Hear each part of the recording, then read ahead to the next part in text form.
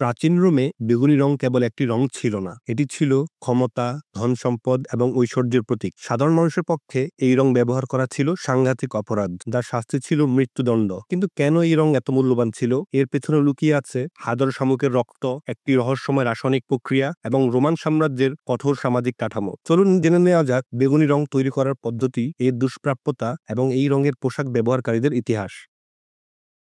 আমাদের চ্যানেলে আপনি নতুন হয়ে থাকলে অনুরোধ করব চ্যানেলটি সাবস্ক্রাইব করার জন্য।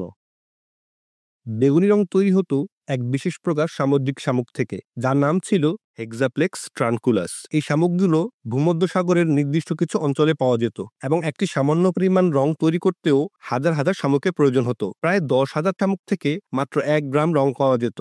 শামুকের একটি বিশেষ গ্রন্থি থেকে নিঃসৃত রসকে সূর্যের আলোতে শুকানো হতো। শামুক থেকে রং নিষ্কাশন এবং তা কাপড় রং করার প্রক্রিয়া ছিল অত্যন্ত সময় সাপেক্ষ এবং জটিল। একটি চাদর রাঙাতে প্রায় 50,000 থেকেও বেশি শামুকের প্রয়োজন হতো। এর ফলে এই রংটি সোনার হরিণ থেকেও দামি হয়ে ওঠে। এই রং এতটাই দামি ছিল যে 1 পাউন্ড বেগুনি রঙের দাম ছিল 3 পাউন্ড সোনার সমান। এই আকাশছোঁয়া দামের কারণে বেগুনি রং শুধুমাত্র সমাজে উচ্চ স্তরের মানুষ, যেমন সম্রাট, সিনেটর, আগাস্টাস, ন্যারো এবং উচ্চপদস্থ কর্মকর্তা এবং ধনী অভিজাতরাই ব্যবহার করার সামর্থ্য রাখতেন। এটি তাদের ক্ষমতা, সম্পদ এবং সামাজিক অবস্থানের প্রতীক হিসেবে বিবেচিত হতো।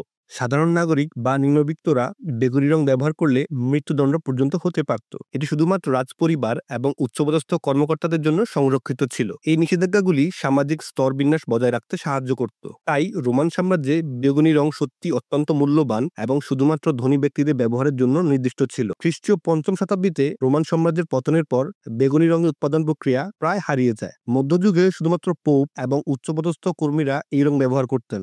আজকের দিনে সিনথেটিক ডাই আবিষ্কারের কারণে এটি সবার জন্য সহজলভ্য।